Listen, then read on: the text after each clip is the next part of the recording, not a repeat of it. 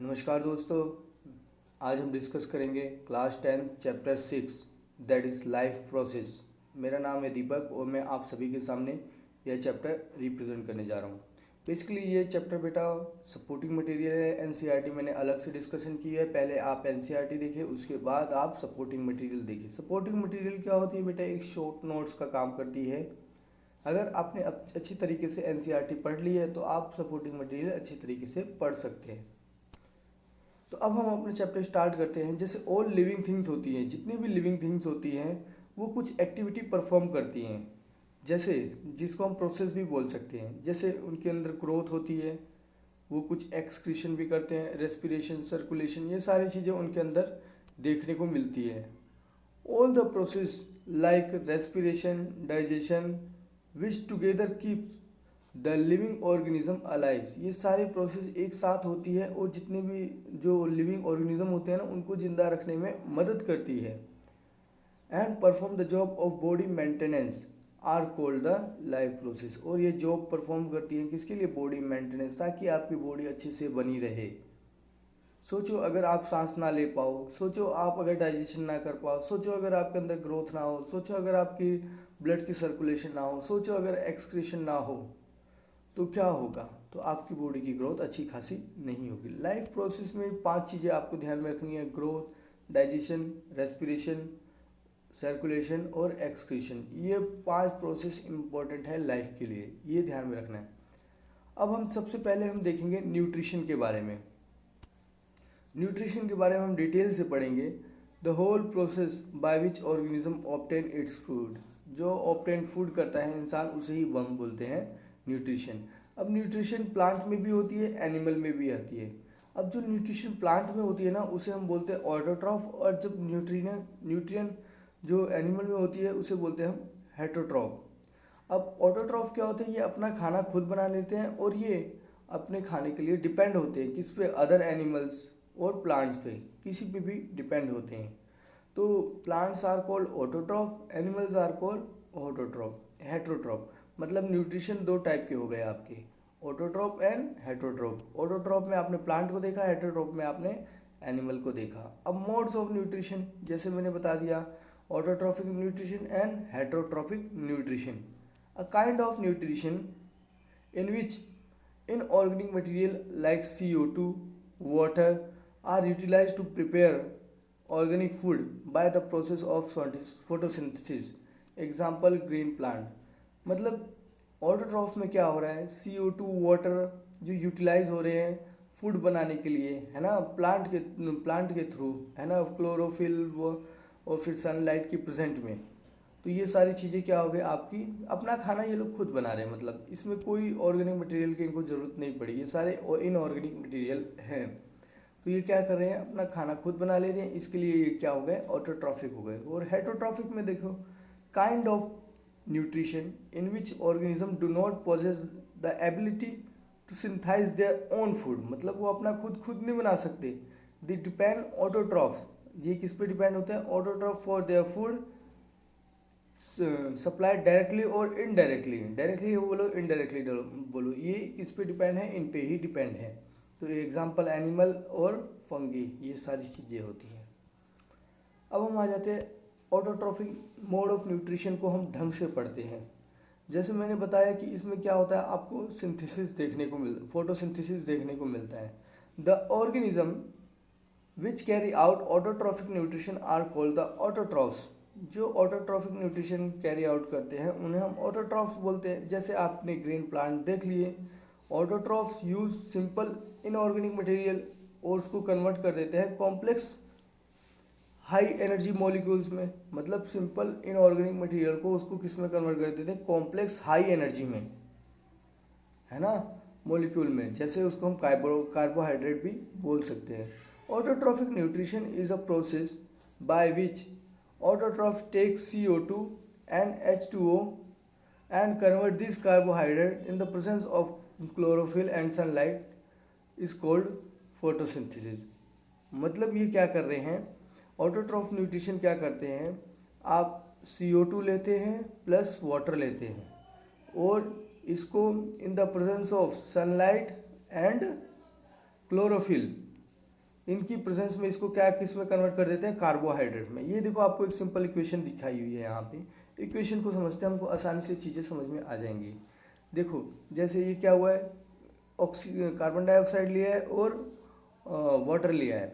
Chlorophyll और sunlight की presence में, क्लोरोफिल प्लांट में होता है जो कि सनलाइट को क्या करता है, ऑब्जर्व करता है। ये क्या करता है, इन दोनों को, सनलाइट को ऑब्जर्व करता है और ये दोनों क्या होते हैं, इनको मिलते हैं। तो उस हिसाब से ये क्या कर देते हैं, अपना खाना बनाते हैं और ये क्या फॉर्म हो जाता है, कार्बोहाइड्रेट्स आपके फॉर्म होते हैं और ऑक्सीजन बाहर निकलती है जो कि हम ऑक्सीजन लेते हैं। अब सनलाइट की ज़रूरत पड़ती है, वो कहाँ से मिलती है आपको, सन से मिलती है। क्लोरोफिल मैंने बताया जैसे कि सनलाइट को ऑब्जर्व करता है कौन, क्लोरोफिल। और CO2 enter through the stomata. CO2 पेड़ में कहाँ से एंटर करता है, स्टोमाटा। पेड़ जो पत्ती होती है उनके अंदर जो छेद होते हैं ना, उनको बोलते हैं हम stomata. And oxygen O2 is released by the product of stomata through the stomata on leaf. मतलब स्टोमाटा से CO2 एंटर हुआ और स्टोमाटा से ही वो ऑक्सीजन क्या हो गया आपका, रिलीज हो गया। अब water plus dissolve mineral like nitrogen, phosphorus etcetera are taken up by the roots of the soil. अब वाटर कहाँ से मिलता है हमको, रूट और सॉइल से ये सारी चीज़ें मिलती है। तो ये आपने इजीली समझ लिया कौन सी चीज़ें कहाँ कहाँ से मिलती हैं। अब site of photosynthesis, chloroplast in a leaf. Chloroplast होता है लीफ में, क्लोरोप्लास्ट कंटेन क्लोरोफिल। अब क्लोरोप्लास्ट जो होता है उसके अंदर क्या होता है, क्लोरोफिल होता है। अब क्लोरोफिल ही क्या करता है आपका, सन की जो लाइट होती है उसे ऑब्जर्व करता है ना। ये सारी काम कौन कर रहा होता है। Main event of the photosynthesis, absorption of light by the chlorophyll. मतलब मेन इवेंट जो है लाइट को ऑब्जर्व करना ही होता है। अब क्या होता है, conversion of light energy into the chemical energy plus splitting. अब क्या हो रही है यहाँ पे, क्लोरोफिल क्या कर रहा है, लाइट एनर्जी को किस में कन्वर्ट कर दिया, केमिकल एनर्जी में। वो प्लस स्प्लिट तोड़ दिया, ब्रेक कर दिया। वाटर को किस में, हाइड्रोजन एंड ऑक्सीजन में अलग अलग हिस्सों में तोड़ दिया। अब उसमें क्या हो जाता है, रिडक्शन होती है। रिडक्शन की वजह से आपका CO2 कार्बोहाइड्रेट बन जाता है आपका। ये आपको पता होना चाहिए। अब स्टोमाटा क्या होता है, एक टाइनी पोर्स है present on their surface of the leaf, है ना। ये भी पत्तों के सरफेस पे प्रेजेंट होता है, इसको बोलते हैं हम स्टोमाटा। स्टोमाटा से ही आपका क्या हो रहा था, गैसेस एक्सचेंज हो रही होती है। अब देखो यहाँ पे दिखाया हुआ है थोड़ा बहुत, मैं आपको बता देता हूँ स्टोमाटा कहाँ पे है, ये सारी चीज़ें। अब देखो फंक्शन क्या है, एक्सचेंज ऑफ गैसेस, जैसे कि मैंने बताया, losses large amount of water during the transpiration. अब स्टोमाटा से बहुत सारा पानी लूज हो जाता है जब ट्रांसपीरेशन होता है। ट्रांसपीरेशन क्या होता है बेटा, ये तो मैंने अच्छी तरीके से समझा दिया है। अब देखो ये क्लोरोप्लास्ट है और फिर ये स्टोमाटा है। अब ये गार्ड सेल है। अब जो क्लोरोप्लास्ट के अंदर होता है क्लोरोफिल, ये ध्यान में रखना आपको, है ना। क्लोरोप्लास्ट के अंदर होता है क्लोरोफिल। ये चीज़ें हमने अच्छी तरीके से समझ ली फोटोसिंथेसिस के बारे में। अब हम, मुझे लगता है कोई डाउट नहीं रह गया इसमें। अब हम आ जाते हैं heterotrophic nutrition. Autotrophic mode of nutrition हमने अच्छी तरीके से पढ़ लिया। अब हम आ जाते हैं हेटरोट्रॉफिक मोड ऑफ न्यूट्रिशन। ये 3 टाइप के होते हैं, holozoic, saprophytic and parasitic.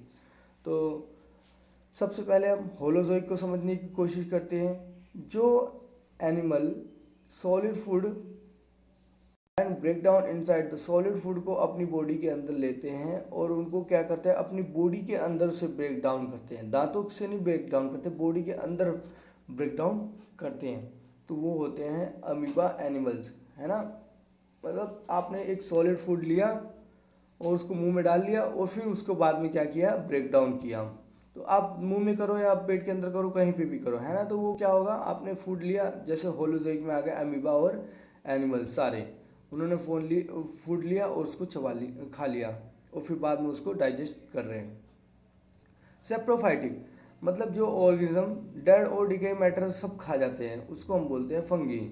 Parasitic क्या होता है, पैरासिटिक जो हमारी बॉडी के अंदर भी रहते हैं, जो किसी भी बॉडी, मतलब जो बॉडी के अंदर रहते हैं और बॉडी के आउटसाइड भी रहते हैं एज अ होस्ट की तरह, और अपना न्यूट्रिशन वहीं से ही डिराइव करते हैं तो उसे हम बोलते हैं पैरासिटिक। जैसे कैस्कटा, टिकलीच, टिक्सलीच, जो जुएं वगैरह देखिए ना, वो बालों में रहती है, बॉडी के आउटसाइड रहती है। कुछ कीड़े रहते हैं जो बॉडी के अंदर साइड रहते हैं, है ना, वो होस्ट का काम करते होते हैं, उसी को ही हम क्या बोलते हैं, पैरासिटिक।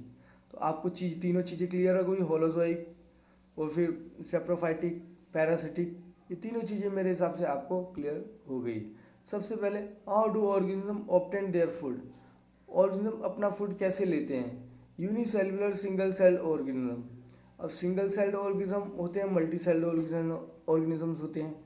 तो food is taken up through entire surface, है ना। यूनिसेलुलर, जो अब हम ऑर्गेनिज्म अपना फूड कैसे लेते हैं, तो सबसे पहले हम यूनिसेलुलर की बात कर रहे हैं। यूनिसेलुलर मतलब जिनका एक सेल होता है। तो सबसे पहले उसमें एग्जांपल दिया हुआ है इन्होंने, अमीबा और पैरामीशियम। तो एग्जांपल आपको ध्यान में रखना है। अब इन्होंने एक डायग्राम दिया हुआ है, अमीबा अपना फूड कैसे डाइजेशन करता है, तो ये इन्होंने दिया हुआ है। अब अमीबा क्या करता है, ये इसके अंदर न्यूक्लियस होता है और ये सारा क्या है, फूड पार्टिकल। फूड पार्टिकल को इसने क्या किया, ऐसे अपने अंदर दबोच लिया। ये दबोच लिया, फिर उसके बाद कहाँ पे दबोचा, ये सूडोपोडिया में। जो उंगली को ये क्या करता है, अपनी बॉडी को ऐसे घुमा रहा है ना, इसी में ये क्या करता है, अपने फूड को क्या कर लेता है, अब्जॉर्ब कर लेता है। और फिर ये क्या होता है, इसको हम बोलते हैं सूडोपोडिया। अब फिर धीरे धीरे क्या बनता है, ये फूड वैक्यूल। फूड वैक्यूल में खाना लेके चला जाता है। अब फिर उसके बाद ये क्या कर रहा होता है, देखो, अब अनडाइजेस्ट फूड इज थ्रोन आउट। अब यहाँ पे क्या जाएगा, फूड वैक्यूल में लेके जाएगा, इसे अच्छी तरीके से डाइजेस्ट कर लेगा, और डाइजेस्ट नहीं होगा तो उसे वापस से फेंक देगा।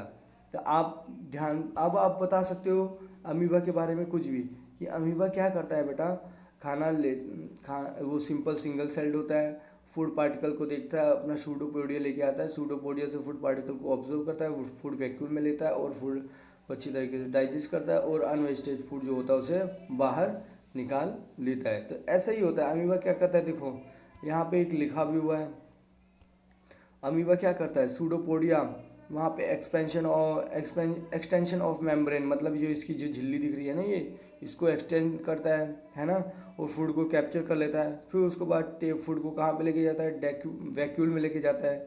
अब वैक्यूल में क्या करता है, फूड को अच्छी तरीके से डाइजेस्ट करता है ना।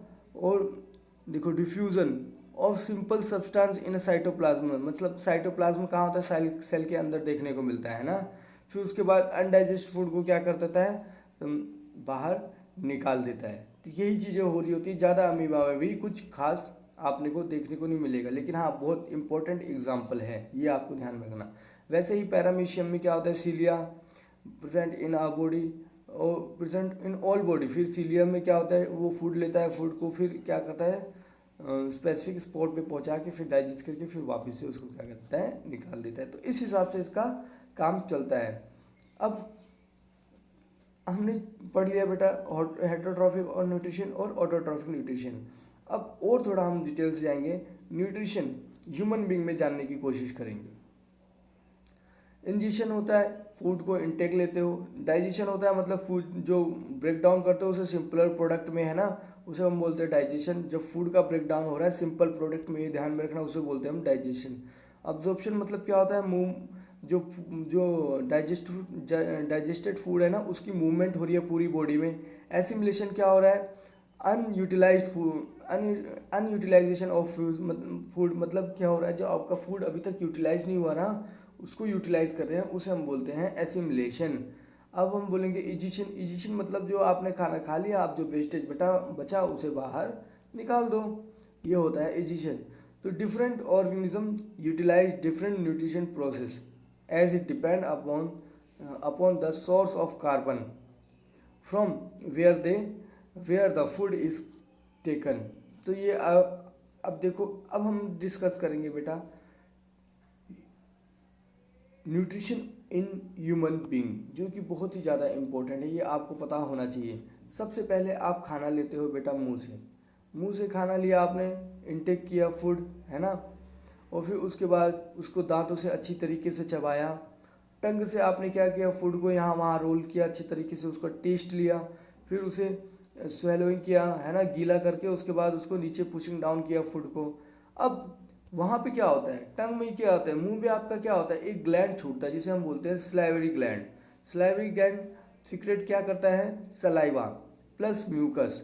और सलाइवा और म्यूकस क्या करता है, स्टार्च, वो स्टार्च को सिंपल, जिसे हम सलाइवरी अमाइलेज बोलते हैं सलाइवा को, उसमें प्रेजेंट होता है। तो स्टार्च को किस में कन्वर्ट कर देता है, वो शुगर में कन्वर्ट कर देता है। तो ये आपको ध्यान में रखना है। सलाइवरी ग्लैंड में सलाइवा होता है जिसमें सलाइवरी अमाइलेज, वो उसमें सलाइवरी अमाइलेज देखने को मिलता है, वो स्टार्च को किस में कन्वर्ट कर देता है, शुगर में कन्वर्ट कर देता है। अब आपका खाना जो जाता है वो कहाँ जाता है, फूड पाइप में, जिसे हम ओइसोफोगस बोलते हैं।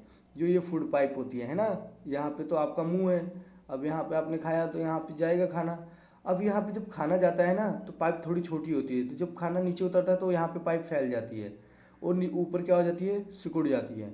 तो फिर ऐसे पूरी, मतलब जैसे जैसे आप आओगे ना, देखो ये ऐसे ऐसे ऐसे ऐसे ऐसे, ये ऐसे ऐसे, मतलब क्या हो रहा है, जो फूड आ रहा है नीचे तो ये वाला हिस्सा फैल जा रहा है, फिर ऊपर जैसे नीचे आएगा ऊपर वाला हिस्सा क्या हो जाएगा, सिकुड़ जाएगा, ये ऐसा होगा। फिर ये ऐसा है, फिर ये फैलेगा, फिर ये सिकुड़ेगा, ऐसे मतलब होता जाएगा, जिसे हम बोलते हैं पेरिस्टाल्टिक मूवमेंट, है ना। आपका जो फूड पाइप के थ्रू खाना आपकी स्टमक में जा रहा है वो किस मूवमेंट के थ्रू जा रहा है, तो उसे बोलते हैं पेरिस्टाल्टिक मूवमेंट, जिसे हम बोलते हैं contraction and expansion of muscle of the oesophagus. मतलब फूड पाइप का जो है मसल जो है वो कॉन्ट्रैक्शन हो रहा है, एक्सपेंशन हो रहा है, उसे ही हम बोलते हैं क्या, पेरिस्टाल्टिक मूवमेंट। ये आपको पता चल गया। अब आपका खाना कहाँ गया बेटा, स्टमक में गया। स्टमक में कुछ गैसेस रिलीज हुई जिसको हम बोलते हैं कुछ स्टमक में कुछ ग्लैंड होते हैं जो कि कुछ गैस्ट्रिक जूस सिक्रेट करते हैं, है ना। अब वो गैस्ट्रिक जूस कौन कौन से होते हैं, जैसे पेप्सिन होता है, HCl होता है और म्यूकस होता है। अब पेप्सिन क्या करता है, ये एक एंजाइम होता है जो कि प्रोटीन को क्या करता है, ब्रेक डाउन करता है।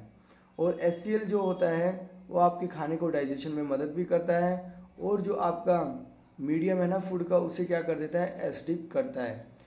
और अगर एसिड ज़्यादा हो जाएगा तो आपके पेट में प्रॉब्लम भी देखने को मिलती है, जिसकी वजह से हमें क्या लेना पड़ता है, इनो। अब वहीं पे आप देखोगे म्यूकस। म्यूकस का काम क्या होता है बेटा, जब आपके पेट में जो है HCl प्रोड्यूस हो रहा है तो आपकी पेट की जो इनर लाइनिंग है ना, उसको बचाता कौन है कि एसिड से कुछ ज़्यादा असर ना पड़े, उसको बचाता है आपका म्यूकस। तो म्यूकस का काम क्या हो गया, protect inner lining of the stomach. तो इस तरीके से ये तीनों चीज़ें काम करती हैं। तीनों चीज़ें मैंने अच्छी तरीके से बता दिया आपको। अब आपका खाना जाता है बेटा स्मॉल इंटेस्टाइन में। स्मॉल इंटेस्टाइन में सबसे पहले आप देखोगे एक इंटेस्टाइनल एंजाइम्स होते हैं। वो क्या करते हैं, आपके बॉडी में जो फूड आया होता है, कार्बोहाइड्रेट को किस में कन्वर्ट कर देते हैं, ग्लूकोज में, और वो फैट्स को किस में करते हैं, फैटी एसिड एंड ग्लाइसरॉल में, और प्रोटीन को किस में कन्वर्ट कर देते हैं, अमाइलेज में। तो इंटेस्टिनल एंजाइम्स का काम क्या होता है बेटा, ये देख ले, ध्यान से देखना। कार्बोहाइड्रेट्स को ग्लूकोज में कन्वर्ट करते हैं, फैट्स को किस में कन्वर्ट कर देते हैं, फैटी एसिड में, और प्रोटीन को किस में कन्वर्ट कर देते हैं, अमीनो एसिड में। और उसके बाद क्या करते हैं, वहाँ पे आपको एक देखने को मिलेगा विली लाइक स्ट्रक्चर। विली क्या होता है, विलाई, इसको विलाई भी बोलो और विली भी बोलो। ये क्या होता है, आपके स्टमक है, बॉडी है ना, उसके सरफेस पे एक फिंगर लाइक स्ट्रक्चर ऐसे होते हैं, है ना। अब यहाँ पे क्या होता है, फूड जो इनके थ्रू ट्रैवल होता है ना, तो इसमें से जो ब्लड होता है ना, इम्पोर्टेंट चीज़ है देखो, help in absorption of food into the blood. मतलब ये क्या कर रहे हैं, अब फूड का अब्जॉर्प्शन इनमें ही अच्छी तरीके से आपको देखने को मिल रहा है। फूड का अब्जॉर्प्शन अच्छी तरीके से हो जाएगा, जितना अब्जॉर्प्शन होगा उतना ज़्यादा आपका क्या बन जाएगा, ब्लड बन जाएगा। तो ये आपको पता होना चाहिए। इन स्मॉल इंटेस्टाइन में सबसे पहले आपने देखा इंटेस्टिनल एंजाइम्स, उसके बाद विलाई। विलाई क्या है, एक फिंगर लाइक प्रोजेक्शन है जो कि आपके फूड को अब्जॉर्ब करता है इनटू द ब्लड। ब्लड में क्या होता है, आपका फूड क्या हो रहा होता है, अब्जॉर्ब हो रहा होता है। अब तीसरी प्रोसेस भी आपको इन स्मॉल इंटेस्टाइन में देखने को मिलेगी। मतलब इन स्मॉल इंटेस्टाइन में ज़्यादा प्रोसेस है, आपको ये ध्यान में रखना है। ये कुछ सिक्रीशन रिसीव करता है, जैसे बाइल लीवर से और पेनक्रियाज। लीवर कौन सा सिक्रीशन करता है, बाइल जूस का सिक्रीशन करता है। तो लार्ज फैट होता है ना, उसे स्मॉल फैट में कन्वर्ट कर देता है, इमल्सिफाई कर देता है स्मॉल ग्लोब्यूल फैट्स, है ना। और पेनक्रियास क्या करता है, पेनक्रियाटिक जूस प्रोड्यूस करता है, जैसे ट्रिप्सिन हो गया और लाइपेज। अब ट्रिप्सिन का काम क्या करता है, ट्रिप्सिन क्या करता है, प्रोटीन को पेप्टोन में कन्वर्ट कर देता है और फैट को लिपिड में कन्वर्ट कर देता है। तो ये आपको ध्यान में रखना है, लाइपेज मतलब फैट लिपिड्स, है ना, बस इतना आपको ध्यान में रखना है। और ये सारी प्रोसेस बेटा हमारी यहीं पे ख़त्म होती है। उसके बाद हमारा आ जाता है लास्ट में लार्ज इंटेस्टाइन। लार्ज इंटेस्टाइन में मतलब क्या हो रहा है, आपका जो जितना भी फूड हो गया ना अब्जॉर्ब हो गया है ना, एक्सेस ऑफ वाटर। अब the rest of the material is remove from by the body by anus के थ्रू उसे क्या करते हैं, हम निकाल देते हैं। अब यहाँ पे एक डायग्राम दिया हुआ है, इस डायग्राम की सहायता से देखो हम एक बार और समझने की कोशिश करेंगे। अब आपने क्या किया, देखो खाना लिया, टंग में उसको चबाया, सलाइवरी ग्लैंड रिलीज हुआ सलाइवा, तो आप स्टार्च से ग्लूकोज में कन्वर्ट हुआ, ये फूड पाइप है ना, ये फूड पाइप है। यहाँ से फिर आपका ये इसे हम बोलते हैं ओएसोफेगस भी बोल सकते हैं, फेरिंग्स लेरिंग्स, ये सारी चीज़ें आपको आगे भी जाने को देखने को मिलेगी। ये अलग अलग ग्लैंड दिखाई दिए हुए हैं, लेकिन हमको जो हमारे लिए अभी काम के ग्लैंड है वही हम देखेंगे, है ना। और फिर ओएसोफेगस, फिर यहाँ पे क्या आ गया आपका, इसके बाद ये स्टमक से कनेक्ट हुआ, स्टमक आपका स्मॉल इंटेस्टाइन लार्ज इंटेस्टाइन से बाद में क्या हो गया आपका एनएस के थ्रू आपका खाना निकल गया। तो ये आपको ध्यान में रखना है। देखो पेनक्रियाज, जो कि पेनक्रियाटिक जूस रिलीज करते हैं, है ना। लीवर में क्या निकलता है आपका, बाइल जूस।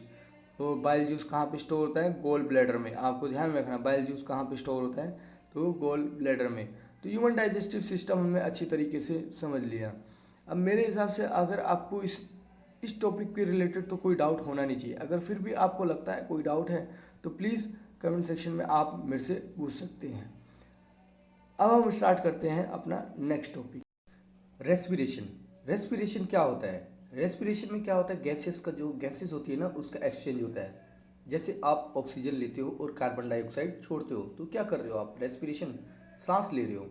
अब रेस्पिरेशन में खाली सांस लेना ही अकेला रेस्पिरेशन नहीं हो गया, यहाँ पे क्या कर रहे हो, आप ऑक्सीजन जो ले रहे हो वो आपके ब्लड में जाके मिल जा रही है, वो ब्लड और ऑक्सीजन आपके लिए एनर्जी जनरेट कर रहे हैं। दैट इज़ अ रेस्पिरेशन ये नहीं कि सिर्फ आपने सांस ले ली और सांस छोड़ दी, ये नहीं होता है, इनहेलेशन एक्सहेलेशन नहीं होता, तो गैसेस का एक्सचेंज हो रहा है। तो ये आपको पता चल गया बेटा।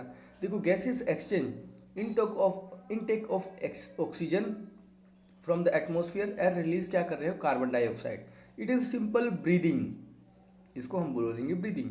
अब break down of simple food, है ना, in order to release energy. अब आपको क्या करना है, ब्रेक डाउन करना है सिंपल फूड को कि एनर्जी आपकी बॉडी में आए।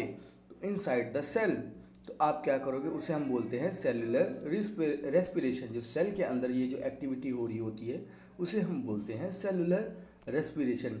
अब ब्रेक डाउन जो फूड हो रहा होता है ना, ब्रेक डाउन ऑफ ग्लूकोज की एनर्जी के लिए जो ग्लूकोज आपको चाहिए, तो वो 3 प्रोसेस में हो रहा होता है।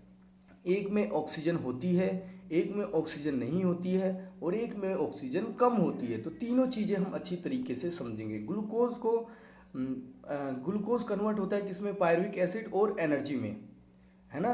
तो ग्लूकोज जब आप ऑक्सीजन लेते हो ना ग्लूकोज में, तो क्या होता है, ये 3 चीज़ों में कन्वर्ट हो जाता है। ये कहाँ पे हो रहा होता है, साइटोप्लाज्म मतलब कहाँ पे होता है, सेल के अंदर जो होता है ना न्यूक्लियस होता है, और ये वाला हिस्सा क्या होता है, साइटोप्लाज्म।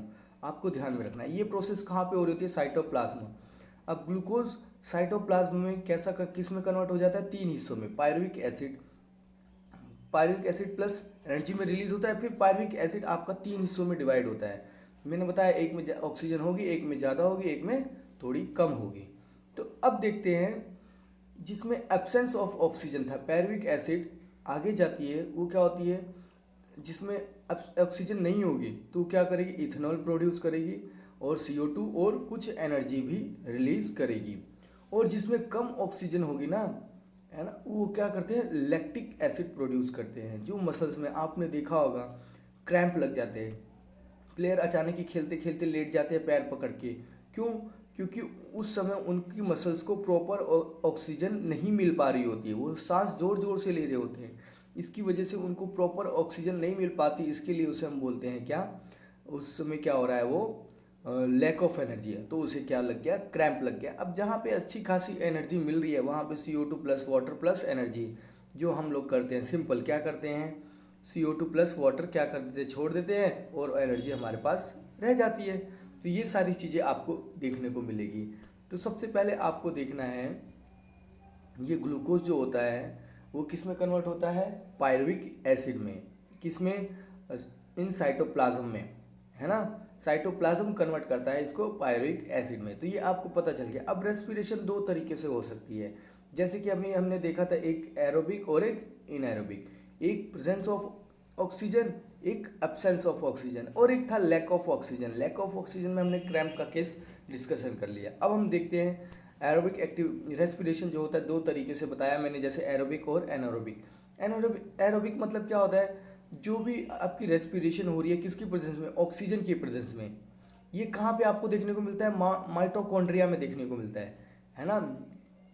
और इसके जो एंड प्रोडक्ट होते हैं ना, जो फाइनल प्रोडक्ट बनते हैं, वो कार्बन डाइऑक्साइड और वाटर होते हैं, और मोर अमाउंट ऑफ एनर्जी इसमें क्या होती है, रिलीज होती है।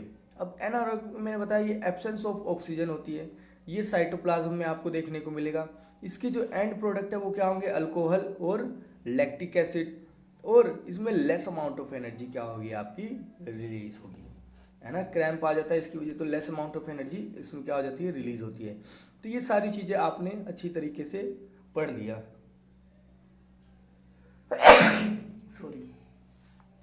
अब हम आ जाते हैं अपने ह्यूमन रेस्पिरेटरी सिस्टम पे। आपने देखा होगा मुंह होता है, यहाँ से पाइप होती है, ऐसे ऐसे चल रही होती है ना, यहाँ पे कुछ फेफड़े वेफड़े लगे होते हैं आपके। तो ये चीज़ें हम पढ़ने वाले हैं। अब ये क्या होता है, आप यहाँ कुछ आपकी नाक वोक होती है, तो आप यहाँ पे क्या करते हो, आप सांस लेते हो नोस्ट्रिल के थ्रू, है ना।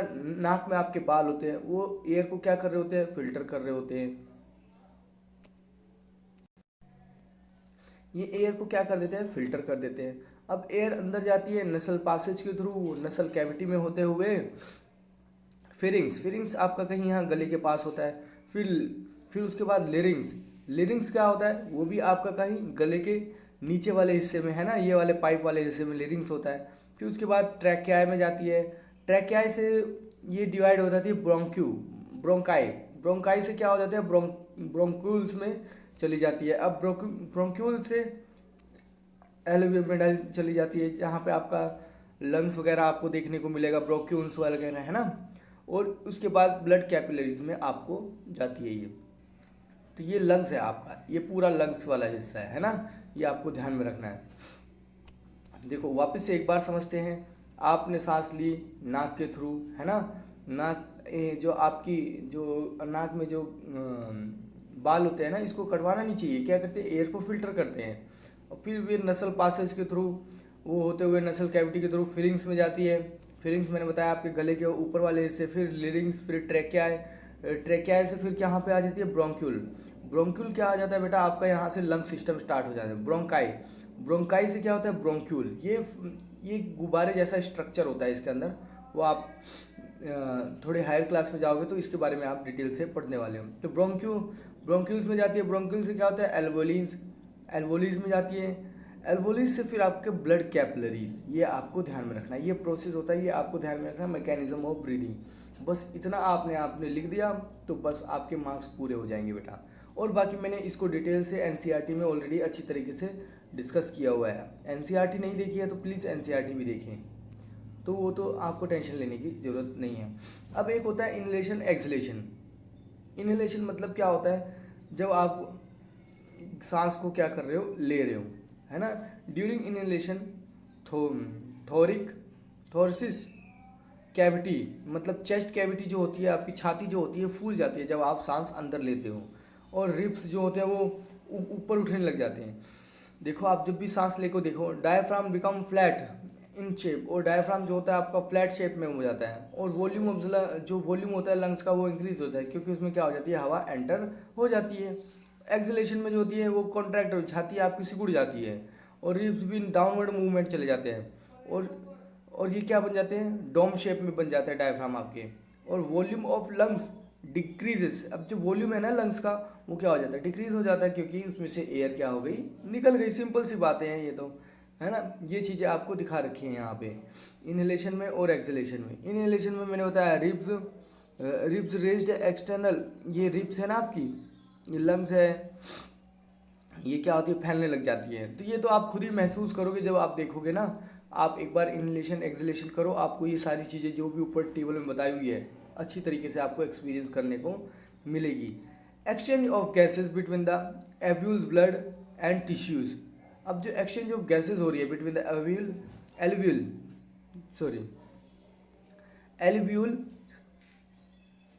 Blood and tissues. Air, first air rich in oxygen, blood, oxygen कहाँ पे जा रही है, ब्लड में जा रही है। Bind with haemoglobin in RBC, और वो ऑक्सीजन क्या करती है, रिलीज इन टिश्यूज़, वो टिश्यूज़ में आपको रिलीज देखने को मिलेगी। और कार्बन डाइऑक्साइड क्या होती है आपकी, रिलीज करता है कौन, ब्लड रिलीज करता है। डिजोल्व, जो कि ब्लड में ऑलरेडी क्या होती है, डिजोल्व होती है। ब्लड वेसल्स रिलीज क्या करते हैं, रिलीज इन एल्वेयर और सेंड थ्रू द नोस्ट्रिल। देखो मैं सिंपल एक चीज़ बता देता हूँ क्या होता है, इसमें आपको ज़्यादा फंसने की जरूरत नहीं है। आपने जैसे एयर ली ना, वैसे ही ये क्या हो जाता है, वापस कार्बन डाइऑक्साइड निकल जाती है। क्योंकि एयर जो फ्रेश ऑक्सीजन जो आती है वो क्या करती है, ब्लड से मिलती है, और ब्लड में जितनी भी गंदगी होती है उसको क्या करती है, कार्बन डाइऑक्साइड और वाटर की फॉर्म में बाहर निकाल देती है। तो जिस रास्ते से आई उसी रास्ते से क्या होता है, वापस चली जाती है। बस इतना ही होता है ये गैसेस एक्सचेंज में। अब हम आ जाते हैं टेरेस्ट्रियल ऑर्गेनिज्म और aquatic organism. Use atmospheric oxygen जो हम देखते हैं टेरेस्ट्रियल, और वो क्या करते हैं, डिजोल्व ऑक्सीजन जो पानी में डिजोल्व रहती है, जैसे कार्बन डाइऑक्साइड, ये भी क्या रहती है, पानी में डिजोल्व रहती है ये ऑक्सीजन। तो मछली क्या करती है, पानी घड़ पीती चली जाती है, और फिर उसके अंदर एक गिल्स होता है, वो क्या करता है, ऑक्सीजन उसको फिल्टर करता रहता है। तो इस हिसाब से क्या होते हैं, सांस लेते हैं। हम तो डायरेक्ट एटमॉस्फेयर से ही सांस ले लेते हैं। तो ये आपने पढ़ लिया बेटा। अब हम आ जाते हैं अपने नेक्स्ट टॉपिक पे। सॉरी, अभी थोड़ा तो बाकी रह गया है ना, रेस्पिरेशन इन प्लांट।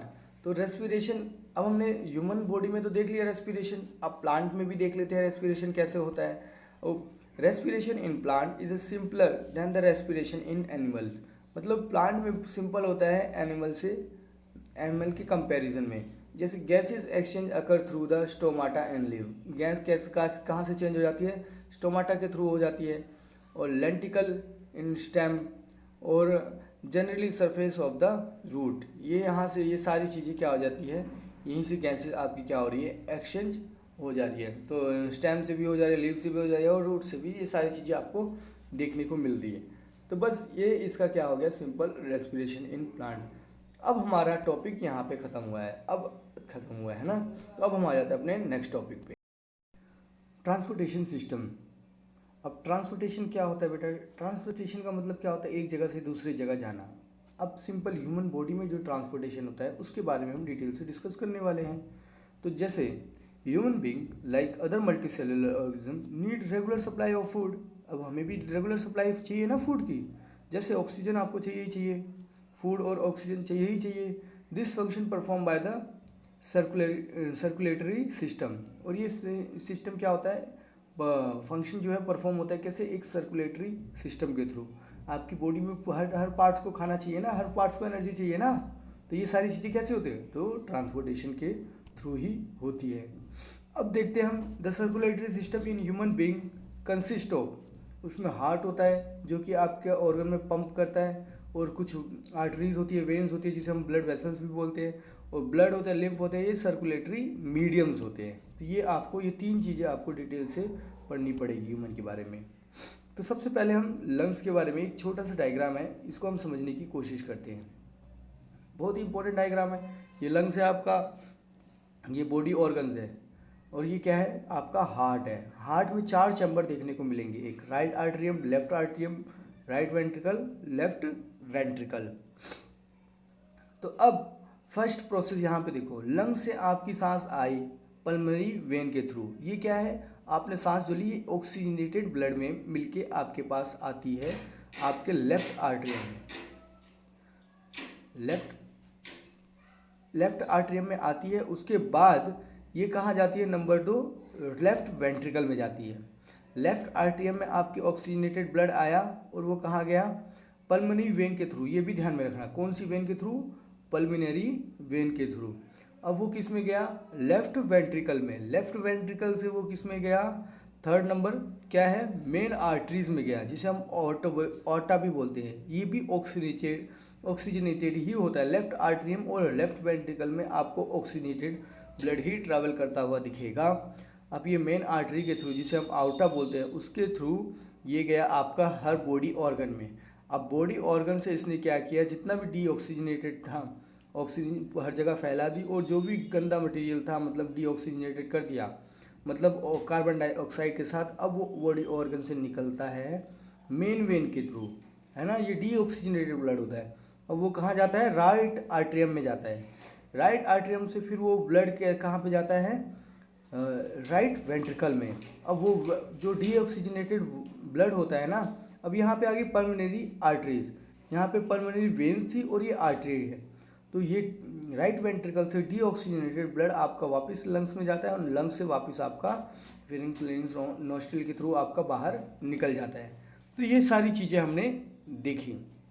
एक बार वापस से आसान तरीके में समझाता हूँ। लंग्स, आप सांस लेते हो, वहाँ से आपका जो ऑक्सीजन आती है वो ब्लड के साथ मिल जाती है, और मिलने के बाद वो पल्मोनरी वेन के थ्रू ऑक्सीजनेटेड हो जाती है, मतलब ऑक्सीजनेटेड ब्लड ही है वो। तो वो कहाँ आता है, हार्ट में।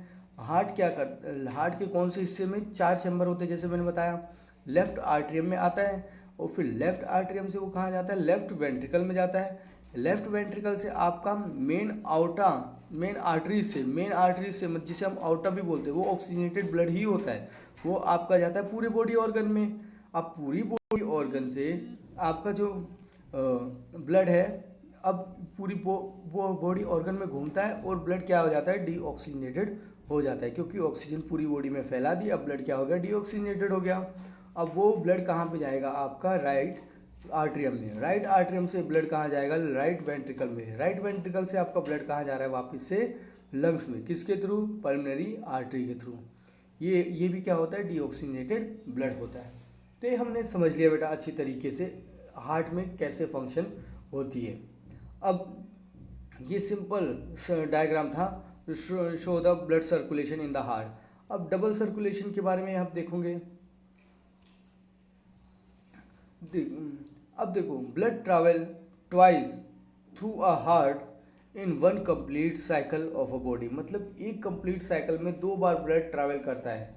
कैसे ट्रैवल करता है ये भी हम जानने की कोशिश करें। ये देखो, कुछ एक सिंपल है डायग्राम है। मतलब एक बार डीऑक्सीजनेटेड और एक बार डीऑक्सीजनेटेड ब्लड आपका ट्रैवल कर रहा है कंटिन्यूसली, तो एक सर्कुलेशन में 2 बार ही ट्रैवल करता है। आपको एक सिंपल डायग्राम दिया हुआ है।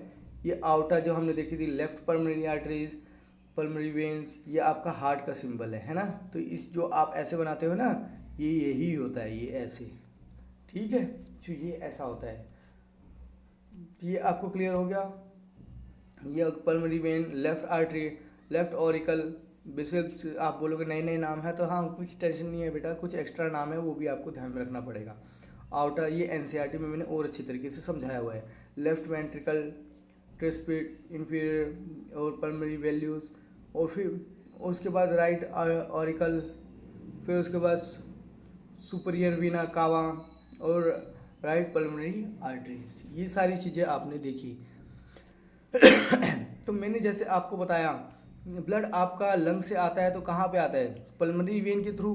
तो यहाँ देखो, ब्लड आपका यहाँ से एंटर किया, है ना, फिर लेफ्ट आर्टरीज में, मतलब ऑरिकल्स में जाते हुए ब्लड आपका कहाँ गया, यहाँ पे आया। फिर वो कहाँ पे जा रहा है, देखो अब यहाँ पे ध्यान में दो, यहाँ पे कहाँ पे जा रहा है, ये आउटा मेन आर्टरीज। अब यहाँ से जा रहा है कहाँ पे, ये देखो, ये आउटा में जा रहा है ना, मेन आर्टरीज जिसे हम बोलते हैं, आउटा में गया। अब फिर उसके बाद आउटा से कहाँ पे गया, वो पूरे आपके बॉडी ऑर्गन्स में चला गया बाहर। अब बॉडी ऑर्गन से रिटर्न आएगा तो कहाँ से आएगा, ये देखो यहाँ पे आएगा मेन वेन आपकी यहाँ पे होगी, देखो ये मेन वेन से वापस आएगा ब्लड आपका, और फिर वो क्या हो जाए, डीऑक्सीजनेटेड वापस से करके ये लेफ्ट पल्मोनरी वेन से क्या हो जाएगा, ये निकल जाएगा। तो इस तरीके से आपका फंक्शन चलता रहता है, यहाँ से एंटर, यहाँ से निकलना, ये सारी चीज़ें आपकी देखने को मिलेंगी। तो ये आपने हार्ट का सिंपल डायग्राम है, बाकी मैंने और अच्छी तरीके से एनसीईआरटी में समझाया हुआ है, तो आपको टेंशन लेने की ज़रूरत नहीं है। पल्मोनरी सर्कुलेशन क्या होता है उसको हम समझने की कोशिश करते हैं।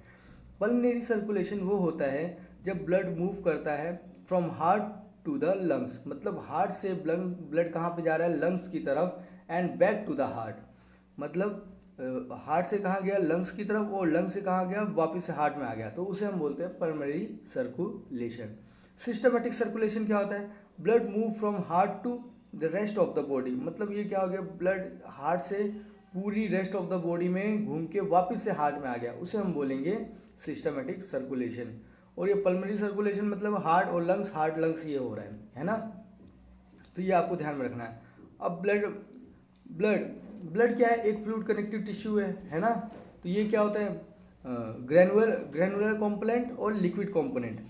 ग्रैनुलर कॉम्पोनेंट में आपको देखने को मिलता है ब्लड कॉप्सल्स, और इसको बोलते हैं हम प्लाज्मा।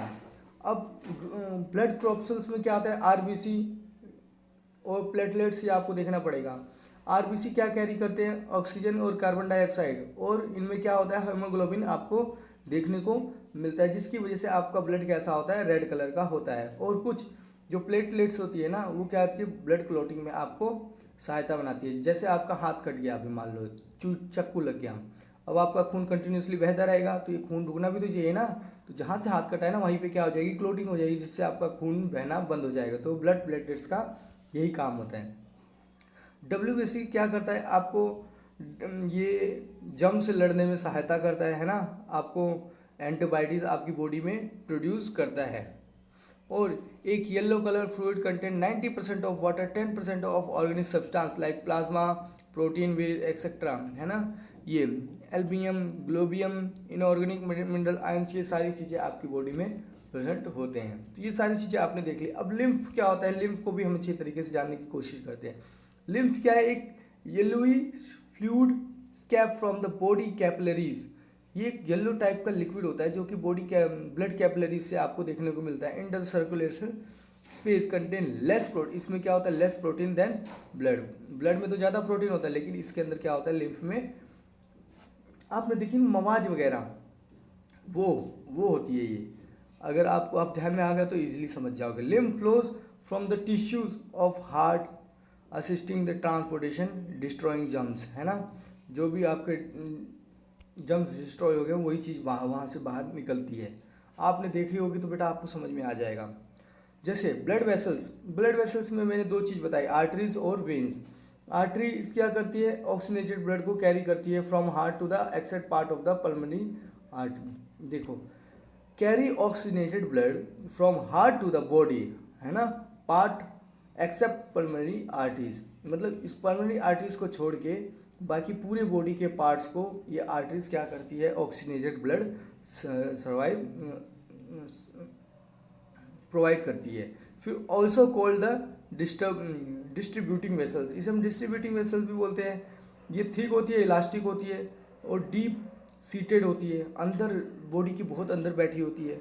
और ये क्या होती है, वेन्स क्या होती है, देखो आप हाथ थोड़ी मुट्ठी जोर से बंद करते हो तो वेन्स दिखने लग जाती है आपके हाथों में। तो ये क्या होती है, ये डीऑक्सीजनेटेड ब्लड को कैरी पूरे बॉडी के पार्ट से निकालती है ना। और फिर ये इसको क्या करते हैं, इसको भी कलेक्टिंग वेसल्स बोलते हैं, लेकिन ये थिन होती है और इलास्टिक होती है। और ये superficial as compared to the arteries, और ये क्या होती है, सरफेशियल होती है। अगर बाहर मान लो आपका जो ब्लड कटा भी ना, अगर हाथ कट भी रहा है ऊपर से, तो वो आपका डीऑक्सीजनेटेड ब्लड ही आसानी से निकल रहा है, तो आपको इतना टेंशन लेने की ज़रूरत नहीं होती है। अब ट्रांसपोर्टेशन इन प्लांट में हम देखेंगे। अब दो मेन कंडक्टिंग पाथवे होता है प्लांट में, एक होता है जाइलम, एक होता है फ्लोएम। अब जाइलम में क्या होता है, carries water and mineral. Xylem क्या करते हैं, वाटर और मिनरल को कैरी करते हैं from the root of other parts of the plant, है ना, मतलब क्या करते हैं, रूट से वाटर और मिनरल को कैरी करते हैं और पूरे प्लांट्स जो है ना उसके जितने भी पार्ट्स हैं उसको सबको क्या करते हैं, ये लोग सप्लाई करते हैं। वहीं पे आपका फ्लोएम जो है वो क्या करता है, आपका फोटोसिंथेसिस करता है है ना, लीफ में, और उसके बाद जो फूड होता है ना वो प्रोवाइड करता है पूरे पार्ट्स ऑफ द प्लांट को। अब इसमें एनर्जी यूज्ड नहीं होती है, लेकिन इसमें एनर्जी यूज होती है फ्रॉम एटीपी। एटीपी क्या होती है बेटा, ये एक एनर्जी करेंसी भी इसे हम बोलते हैं, ट्राइसल्फेट ट्राइफॉस्फेट सॉरी एंड्रोसिन ट्राइफॉस्फेट। अब हम इसको बोलते हैं ट्रांसपिरेशन। ट्रांसपिरेशन क्या होता है? Transpiration is the process loss of water from vapour as vapour from aerial part of the plant. मतलब कुछ नहीं होता, इवापोरेशन जैसा होता है ना, प्लांट की जो पत्तियों में से वाटर लूज हो रहा है उसे हम बोलते हैं क्या, ट्रांसपिरेशन। बस ये आपको ध्यान में रखना है। ये आपको चीज़ें क्लियर हो गई। अब फंक्शन देख लेते हैं। Absorption and upward movement of water and mineral by creating transportation pull, है ना, वहाँ पे पुल क्रिएट हो रहा है ना, ऊपर की तरफ जा रहा है, तो help in temperature regulating in plant. ये क्या करता है, टेम्परेचर को भी रेगुलेट करने में हेल्प करता है प्लांट के अंदर। जब पानी जाएगा तभी तो टेम्परेचर रेगुलेट होगा, अदरवाइज तो प्लांट सूख जाएंगे। Transportation of food from leave food factory, जिसे हम लीव को हम क्या बोलते हैं, food factory, to different part of the plant is called a translocation. मतलब फूड जो प्रोवाइड कर रही है पत्तियाँ पूरे different part of the plant को, उसको हम क्या बोलते हैं, ट्रांसलोकेशन। ट्रांसपिरेशन पता चल गया, ट्रांसलोकेशन पता चल गया। अब हम आ जाते हैं अपने इस चैप्टर के लास्ट टॉपिक पे, और बहुत ही important topic, excretory system in man, और ह्यूमन बींग बोल सकते हो। एक्सक्रीटरी सिस्टम जो ह्यूमन बींग में आपको देखने को मिलता है। अब एक्सक्रीटरी सिस्टम होता क्या है, देखो, excretory urinary system consist of, kidney होती है, उसमें यूरेटर होता है, यूरिनरी ब्लैडर होता है, और फिर यूरेथ्रा होता है। अब ये किडनी होती है, ये एक एक्सक्रीटरी ऑर्गन होता है आपका, है ना, और यूरेटर जो होता है duct, drain out urine from the kidney. अब जो यूरेटर होता है ना, वो क्या करता है, एक डक्ट होता है जो कि आपके यूरिन को क्या करता है, ड्रेन आउट करता है, बाहर निकालता है आपकी किडनी में से। और यूरिनरी ब्लैडर क्या होता है, ये एक क्या है, यूरिनरी को क्या करता है, रिजर्वॉयर, मतलब यहाँ पे क्या होता है, यूरिन आपका इकट्ठा हो जाता है और फिर यहाँ से निकलता है, यूरेटर के थ्रू निकलता है।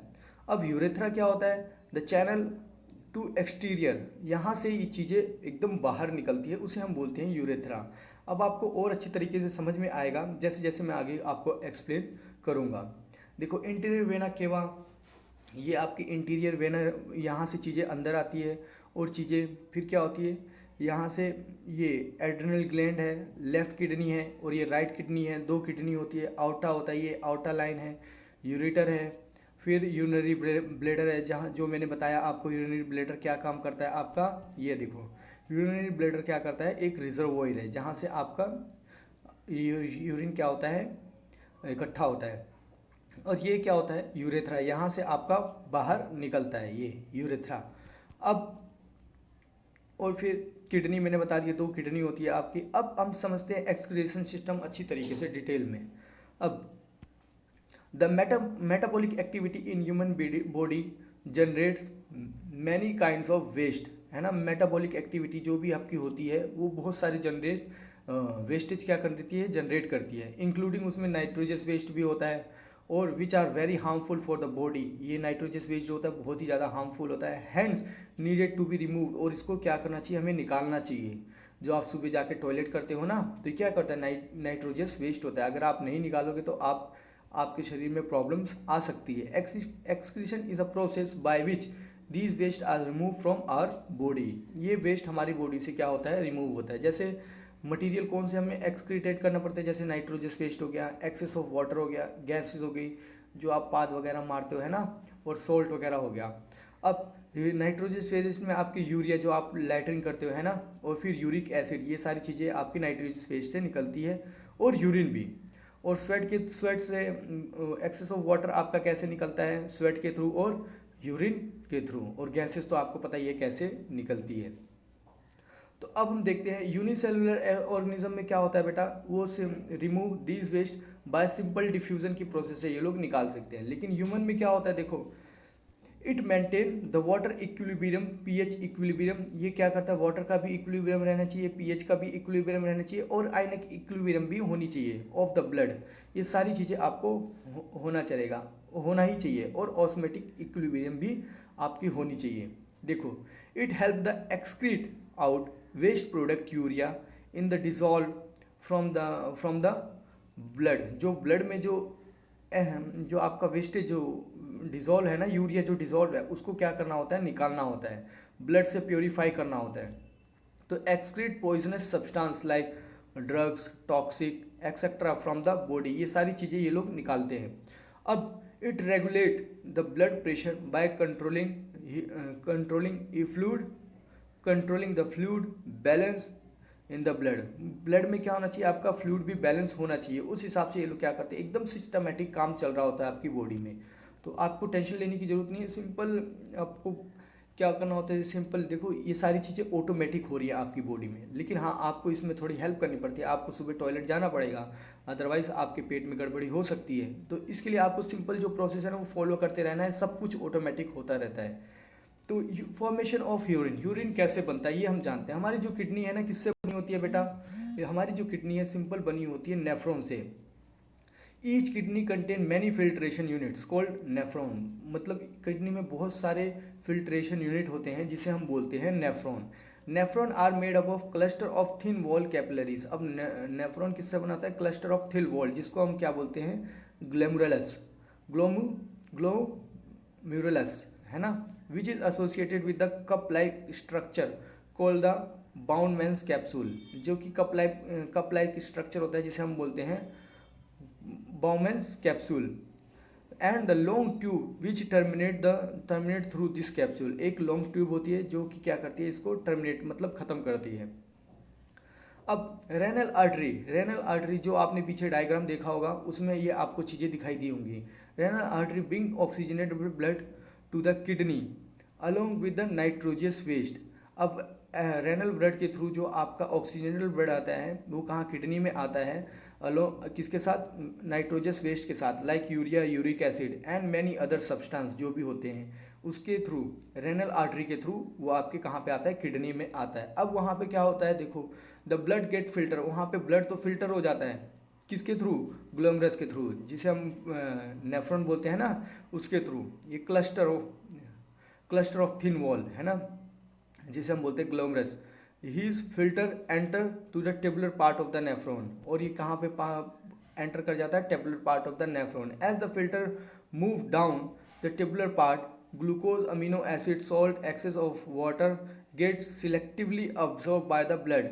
अब ब्लड क्या करता है, वहाँ पे सिलेक्टिवली जो चीज़ें उसको ज़रूरत होती है वो ऑब्जर्व कर लेता है ब्लड वेसल में, और फिर अपने ट्यूब के सराउंडिंग से, और जो बच जाता है उसे क्या कर देता है, आगे भेज देता है। द अमाउंट वेस्ट अब reabsorb depend upon the how much excess of water there in the body. अभी किस पे डिपेंड होता है, कितना वाटर की आपकी बॉडी में कितना वाटर है और आपको कितनी रिक्वायरमेंट है, उस हिसाब से ये प्रोसेस करता है। How much nitrogenous waste needed to be excreted, और कितना आपका नाइट्रोजस वेस्ट हमें एक्सक्रीट करना है। ऐसा तो नहीं है पूरा पेट ही आपका एकदम साफ कर देगा, नहीं, जितना ज़रूरत है उतना ही क्या करेंगे ये लोग, निकाल देंगे। उस हिसाब से यहाँ पे क्या होता है, डिसीजंस होता है ग्लोमरस में। अब हम और देखते हैं। So the fluid flowing in the tubular part, urine which get collected in duct of nephron. अब जो यूरिन आपका कलेक्ट होता है कहाँ पे, डक्ट ऑफ नेफ्रॉन में, जो कि मैंने ऊपर आपको डायग्राम में अच्छी तरीके से दिखाया। This collecting duct together leave the kidney at common point by. अब ये कहाँ पे कलेक्ट हो जाते हैं सारे के सारे, ये यूरेटर में कलेक्ट हो जाते हैं। ईच यूरेटर क्या करता है, ड्रेन करता है यूरिन इन अ यूरिन ब्लेडर। अब यूरेटर से कहाँ पे जाता है यूरिन, आपका यूरिन ब्लेडर में जाता है। वेयर इट इज़ स्टोर्ड, अब वहाँ पे क्या हो जाता है, स्टोर्ड हो जाता है, और जब प्रेशर बनता है, एक्सपैंड होता है आपका ब्लेडर, तो lead to the urge pass through it out through the urethra. अब आप जब ये सारी चीज़ें इकट्ठा होती है ना, जो भी आपका यूरेटर से ड्रेन आउट होता है यूरिन आपका यूरिन ब्लेडर में, अब यूरिन ब्लेडर में धीरे धीरे क्या होता है, आपका जो यूरिन होता है ना वो इकट्ठा होता चला जाता है और एक्सपांड होता है, और फिर उसके बाद धीरे धीरे आपको प्रेशर लगता है कि हाँ पेशाब मुझे जाना चाहिए। इस हिसाब से ये होता है, धीरे धीरे कलेक्ट होती हैं चीज़ें। This bladder is muscular structure, और ये ब्लेडर कैसा होता है, मस्कुलर स्ट्रक्चर का होता है और which is under nervous control, और ये किसका अंडर नर्वस कंट्रोल होता है, तभी तो आपको पता चलता है कि हाँ मेरे ये पेशाब लग गया, यूरिन आ गया मुझे।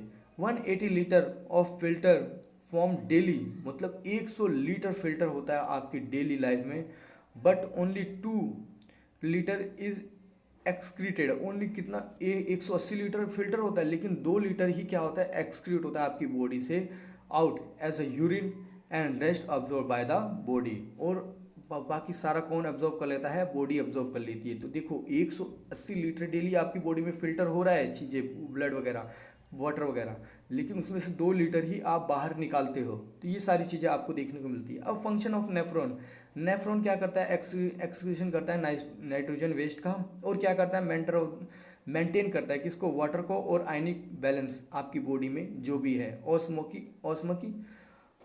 ऑस्मिक रेगुलेशन जिसे हम बोलते हैं। एक्सक्रीशन इन प्लांट, अब प्लांट में कैसे एक्सक्रीशन होता है, ह्यूमन में तो हमने देख लिया सिंपल, क्या करना है आपका इकट्ठा हो रहा है यूरेटर्स के, जो भी आपका वेस्टेज आ रहा है यूरेटर से यूरिनरी ब्लेडर में, यूरिनरी ब्लेडर से यूरेथ्रा के थ्रू आपका क्या हो रहा है, सारी चीज़ें बाहर निकलती चली जा रही है। ये आपने एक सिंपल प्रोसेस समझी है ना, और कौन कौन से वेस्टेज होता है ये भी हमने अच्छी तरीके से समझ लिया। अब हम प्लांट में देखते हैं कैसे होता है एक्सक्रीशन। प्लांट की क्या होती है, डिफरेंट स्ट्रेटेजी होती है ना, और ये देखते हैं oxygen and carbon dioxide diffuse through the stomata. मैंने बताया गैसेस का एक्सचेंज किसके थ्रू होता है, स्टोमाटा के थ्रू होता है। एक्सेस ऑफ वाटर रिमूव होता है किसके थ्रू, ट्रांसपीरेशन के थ्रू होता है। और plant can even lose some of their old parts like old leaves and bark trees, ये सारी चीज़ें क्या होते हैं, ओल्ड पार्ट्स निकलते रहते हैं। आपने देखा होगा पत्तियां गिरती हैं, बार्क्स वगैरह निकलते रहते हैं, ये सारी चीज़ें आपने देखी होगी। Other waste product like resins and gums, especially old xylem cold which is lost by the plant, ये भी क्या होता है, गम्स वगैरह निकलते रहते हैं प्लांट्स में। आपने देखा होगा बेटा, अगर आप प्लांट्स के पास कभी ढंग से बैठे हो तो ये सारी चीज़ें आपने ऑब्जर्व की होंगी। Plant also secrete some waste substance into the soil around them, और प्लांट कुछ अपना वेस्ट पार्ट जो होता है, वेस्ट सब्सटेंस होते हैं, वो सॉइल में भी क्या करते हैं, रिमूव करते हैं। तो ये सारी बेटा एक्टिविटी, ये सारी चीज़ें होती है प्लांट में, अगर आप प्लांट को ऑब्जर्व करते हो। प्लीज़ एक बार जाके प्लांट के पास देखो, प्लांट के पास बैठना अपने आप में बहुत बड़ी बात होती है ना। तो प्लांट के पास बैठो, उसको समझो, प्लांट बहुत ही आपके जीवन के लिए बहुत ज़्यादा महत्वपूर्ण है। अब glomerular filtration, nitrogenous waste, glucose water, amino acid filter from the blood Bowman capsule of the nephron, यही सारी चीज़ें हमने लिखी ना। अब टेबुलर रीअब्जॉर्प्शन क्या होता है, इसमें क्या होता है, यूजफुल सब्सटेंस जो होते हैं आपके फिल्टर हो जाते हैं और रीअब्जॉर्ब हो जाते हैं, और कैपिलरीज सराउंडेड बाय द, कहाँ से, नेफ्रॉन की जो आसपास जो कैपिलरीज होती है ना, उससे क्या होता है, ये अब्जॉर्ब हो जाते हैं। अब सिक्रेशन कैसे होता है, सिक्रेशन बेटा simple, urea extra water, urea जो होता है एक्स्ट्रा वाटर होता है, सॉल्ट होता है, secreted into the tubules which open up into the collecting duct then into the ureter. ये सारी चीज़ें आपको यूरेटर में देखने को मिलता है, यूरेटर से आपको यूरिनरी ब्लेडर में, यही सारी चीज़ें आपको बार बार रिपीट हो रही हैं। अब हीमोडायलिसिस क्या होता है, देखो हीमोडायलिसिस में क्या होता है, the process of purifying blood by the artificial kidney. अब आर्टिफिशियल किडनी के थ्रू हम क्या करते हैं, ब्लड को कभी कभी प्योरीफाई करते हैं, तो it is mean by the kidney failure patient. अब जिसकी किडनी फेल हो जाती है ना, उसमें ये सारी प्रोसेस आपको देखने को मिलती है। तो बेटा चैप्टर हमारा यहीं पे ख़त्म हो गया है। इसमें आपने बहुत अच्छी तरीके से सारी चीज़ें पढ़ ली, आपकी न्यूट्रिशन कैसे होता है, रेस्पिरेशन कैसे होता है, एक्सक्रीशन कैसे होता है, और सर्कुलेटरी सिस्टम, ट्रांसपोर्टेशन सिस्टम, ये 4 सिस्टम आपने अच्छी तरीके से समझी है। अगर फिर भी आपको लगे इसमें कोई डाउट है तो प्लीज़ आप मेरे को कमेंट सेक्शन में कमेंट करके पूछ सकते हैं। अब कुछ क्वेश्चन मैं डिस्कस करूंगा और कुछ क्वेश्चन आपको बताने होंगे। तो जैसे चलो फर्स्ट MCQs है, हम देख लेते हैं। Which is the first enzyme that get mixed with food in the digestive tract, कौन सा फर्स्ट एंजाइम होता है, तो आपका अमाइलेज आपने देखा होगा। और फिर उसके बाद देखो, the opening and closing of the stomata pores depend upon the, किस पे डिपेंड करता है कि आपका water in guard cell, temperature, oxygen किस पे डिपेंड करता है ये आपको बताना है। स्टोमाटा में डिपेंड करता है, किस पे डिपेंड करता है ये आपको बताना है। अब ये पार्ट है जो मैंने अच्छी तरीके से बताए थे, ये क्या होता है, ओपनिंग पोर्स होते हैं, और ये क्या होता है, काफ़ी मैंने इसके पार्ट्स बताए थे, आपको वो बताना है प्लीज़। अब जैसे guard cell and stomata pore, guard cell और स्टोमाटापोर, चलो ये यहाँ, चलो आपको और ए बताना है, चलो आप खुद बताना है ना। अब हम आ जाते हैं अपने नेक्स्ट क्वेश्चन पे, that is complete the reaction. Reaction को यहाँ पे क्या आएगा, क्लोरोफिल। मैंने यही बोला क्लोरोफिल और सनलाइट के प्रेजेंट में ही आपका क्या होता है, ये फोटोसिंथेसिस होता है। तो ये क्लोरोफिल इन्होंने दिया हुआ है ऑप्शन में। तो अब हम आ जाते हैं एनर्जी करेंसी। एनर्जी करेंसी जैसे कि मैंने बताया था आपको एटीपी, है ना, एक पॉइंट आया था जहाँ पे मैंने आपको बताया था एनर्जी करेंसी एटीपी। अब कुछ फिल इन द ब्लैंक्स हैं। Dash organism feed on dead and decaying matter, तो सेप्रोफाइटिक और होलोजोइक और एक पैरासिटिक, ये तीन चीज़ें मैंने बताई थी। तो इसमें क्या आएगा आपका, सिंपल सेप्रोफाइटिक आ जाएगा बेटा। The artificial kidney is called, artificial kidney last में मैंने अभी डिस्कस किया है, इसको आपको बताना है इसको क्या बोलते हैं। तो dash carry oxygenated blood and deeply situated, कौन होता है, आर्टरीज होती है, वेन्स होती है, कौन होता है जो ऑक्सीजनेटेड ब्लड को कैरी करते हैं, तो ये आपको बताना है। Xylem and phloem together form, तो कौन से टिश्यू फॉर्म करते हैं, जाइलम एंड फ्लोएम दोनों मिलके। तो बहुत ही आसान क्वेश्चन है। The process in plant that links light energy with chemical energy is known as the, कौन सी लाइट एनर्जी को केमिकल एनर्जी में कन्वर्ट करते हैं, तो बस ये फोटोसिंथेसिस ही होती है बेटा। ये सारी चीज़ें आपने डिस्कस कर ली। अब the following, name the following organism that can not prepare their own food, उसको हम बोलते हैं ओन फूड, तो वो हेटरोट्रॉफिक न्यूट्रिशन होते हैं। प्लांट पैरासाइट्स, जो वो आपके बॉडी के इनसाइड भी रहते हैं आउटसाइड भी रहते हैं, है ना। सेप्रोफाइटिक जिसे हम बोलते हैं, नहीं सॉरी पैरासिटिक हम जिसे बोलते हैं। Substance on which the enzyme pepsin act, pepsin कैसे एक्ट करता है ये आपको बताना है बेटा। ये मैंने तीन अच्छे तरीके से डायग्राम में समझाया हुआ है। The cellular organelle which is energy, the cellular organelle which is energy, वो कौन सी एनर्जी है आपको बतानी है। चलो एक वर्ड तो मैंने लिख दिया, चलो जाने दो उसको। The part of an elementary kanal which food is finally digested, है ना। तो डाइजेस्टिव सिस्टम एलिमेंट्री कनाल में कौन कौन से आते हैं, फाइनली कहाँ पे फूड आपका डाइजेस्ट होता है वो आपको बताना है। एलिमेंट्री कनाल में आपको बता देता हूँ बेटा क्या होता है। आपने मुंह से खाना लेकर जो एनस तक निकालने की जो प्रोसेस करी ना, ये पूरी एलिमेंट्री कनाल होती है, और फाइनली आपका फूड कहाँ पे डाइजेस्ट होता है वो आपको बताना है। अब पैरासिटिक न्यूट्रिशन अब मैच करना है आपको। और नेफ्रॉन क्या होता है बेटा, ये आपको बताना है। फ्लोएम लीवर से आपका बाइल जूस निकलता है। पैरासिटिक न्यूट्रिशन में क्या होता है, ये लीच आपका पैरासिटिक न्यूट्रिशन है। नेफ्रॉन आपको बताना है बेटा, और फ्लोएम आपको बताना है। ये दो चीज़ें आपके लिए मैंने छोड़ दी है, ये लीच है ना, आप कंफ्यूज मत हो जाना। नेफ्रॉन चलो मैं बता ही देता हूँ, एक्सक्रीटरी सिस्टम है, फ्लोएम आपका ट्रांसलोकेशन है। तो ये आपका चीज़ें होती है। अब हम आ जाते हैं अपने आगे नेक्स्ट क्वेश्चन में। एक मिनट, ये हमने देख लिया। अब आ जाते हैं गिव रीज़न, आपको रीज़न देना है। ये देखो बहुत इंपॉर्टेंट है, पूछा भी जा चुका है, और बेटा ये क्वेश्चन सारे ही पूछे जाते हैं। देखो give reason, the number of stomata pores on the lower surface of the leaf as compare to the upper surface. तो ये क्यों, ऐसा क्यों है, ऐसे आपको बताना है। अपर सरफेस पे ज़्यादा होते हैं, लोअर सरफेस पे कम होते हैं स्टोमाटा पोर्स, क्यों ऐसा होता है। Arteries are thick walled, arteries कैसी होती है, थिक वॉल्ड होती है, क्यों होती है। और plant have low energy seed, plant में क्या होता है, energy low energy needs, plant में एनर्जी की ज़रूरत कम पड़ती है, क्यों कम पड़ती है। और एनिमल में एनर्जी की ज़रूरत ज़्यादा पड़ती है, क्यों पड़ती है, ये आपको बताना है। Aquatic animal breathe faster than the terrestrial animal, देखो एक्वेटिक एनिमल में ज़्यादा ब्रीथ सांस तेज़ी से लेते हैं एज़ कम्पेयर टू द ये टेरेस्ट्रियल, क्योंकि उनकी जो ऑक्सीजन जो होती है ना वो पानी के अंदर होती है, इसके लिए उनको फिल्टर करने के लिए टाइम लगता है, इसके लिए वो फास्ट लेते हैं, तो ब्रीथ फास्ट करते हैं। और इसका और भी अच्छा रीज़न मैंने एनसीईआरटी में एक्सप्लेन किया है, अगर आपने एनसीईआरटी नहीं देखी तो प्लीज़ उसको देखिए, वहाँ से आपको ज़्यादा आइडिया लग जाएगा। अब what stop the blood flowing the backward through the heart. अब ब्लड बैक ना जाए उसके लिए कौन सा प्रोसेस काम कर रहा होता है, तो ये बेटा आपको खुद बताना है, पूछा गया हुआ क्वेश्चन है। अब name the process use by the single celled, आप अमीबा का कोई एग्जांपल ले सकते हो, है ना, कि उसमें कैसे आपके प्रोसेस हो रही है, ये आपको बताना है। अब देखो ऐसे बहुत सारे क्वेश्चन है, सभी क्वेश्चन तो मैं एक्सप्लेन नहीं कर सकता हूँ, फिर भी आप चाहो, अगर आप चाहते हो कि मैं सारे क्वेश्चन एक्सप्लेन करूँ तो प्लीज़ आप मेरे को कमेंट सेक्शन में कमेंट करके बोल सकते हो। तो आज के लिए इतना ही है बेटा। तो अगर आपको प्लीज़ कोई भी डाउट हो तो प्लीज़ कमेंट सेक्शन में कमेंट करें, और प्लीज़ इस चैनल को शेयर करिए, सब्सक्राइब करिए और लाइक कीजिए। तो 1 मिनट, तो आज के लिए इतना ही है। Thank you very much.